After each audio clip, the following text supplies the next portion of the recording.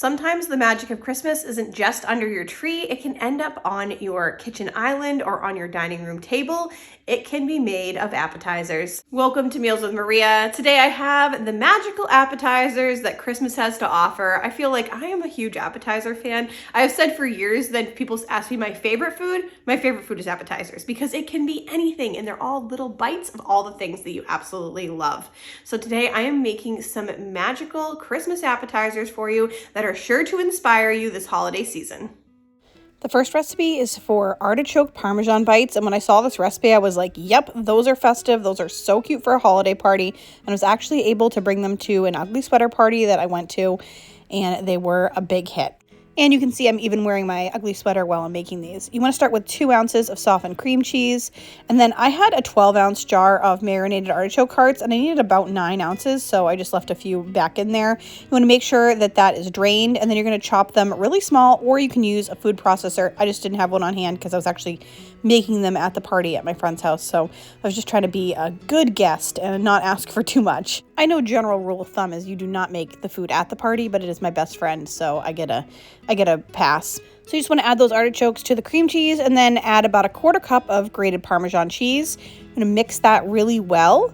And then we're just going to add that to these mini phyllo shells. I absolutely love these little guys when it comes to a holiday party. They're so cute. They are low effort. You just find them in the freezer section and then they defrost in about 5 seconds because there's not really much to them. And then you can fill them with whatever you like. I've even seen people do like the little brie bites with there. So you do a little piece of brie and a little bit of jam.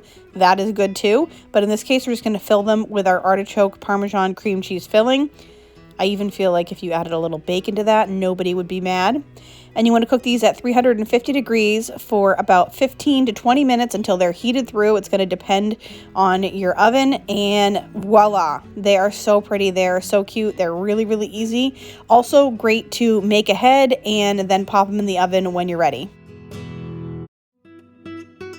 Next recipe is for jalapeno poppers. So you just want to add a tablespoon or 2 of olive oil to a bowl and then cut open 6 jalapenos. So you just want to slice these in half and then de-seed them, take out all of the insides. It's not the easiest process, but it'll be totally worth it because these are absolutely delicious.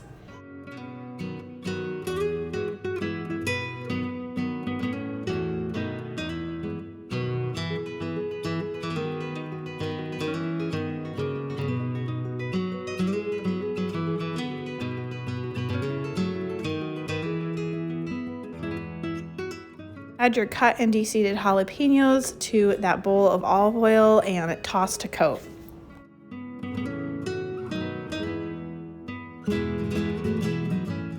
Air fry these at 400 degrees for 5 minutes and then let them sit to cool off.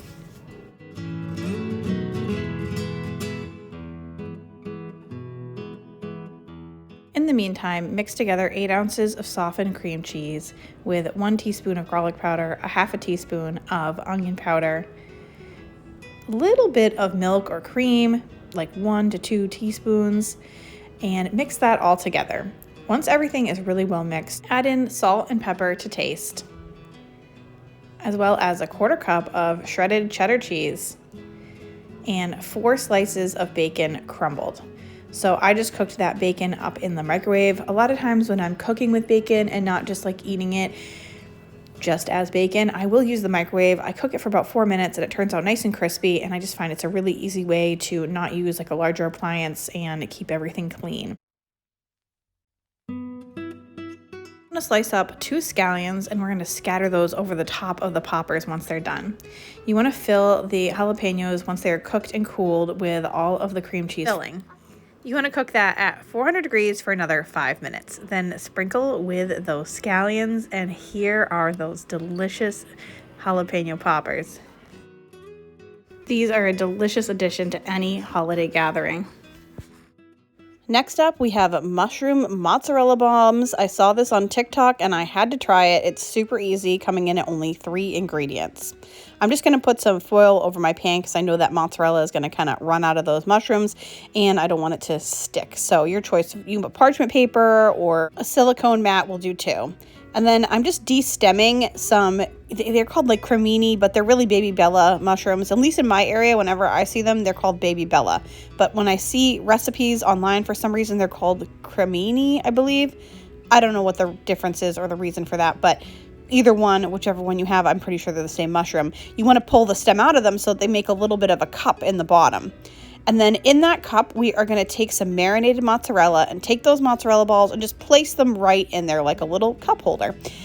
And we're going to bake these at 375 degrees until everything is really melted. I think that took about 12 minutes for me.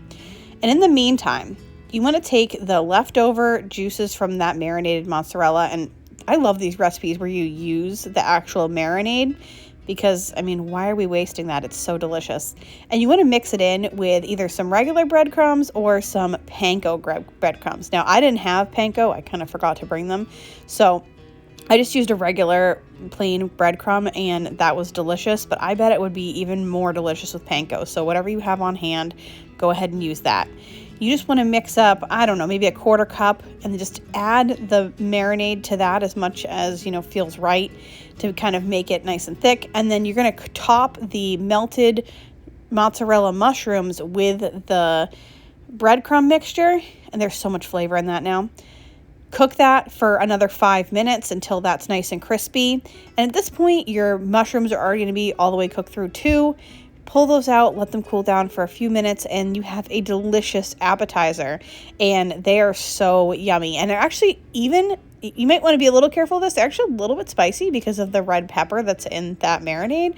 But I loved it. I thought that was like an extra kick. Next up, we're going to make a pigs in a blanket wreath because it is just festive and the pigs always go like hotcakes. It's crazy. I have one roll of the crescent roll dough, and I'm just going to cut it with a pizza cutter into strips. That's what I find is the easiest for me to just roll these. And then down the middle, that line is already there, and that's perfect because you just want to use like about half of each of the like little strips to make one of the pigs, and I feel like it's the perfect size. I've also done these with regular size hot dogs before, and then you just slice the regular size hot dog into a smaller hot dog, and it's actually a lot cheaper than buying, it's been in my experience at least, than buying the little Smokies or little wieners.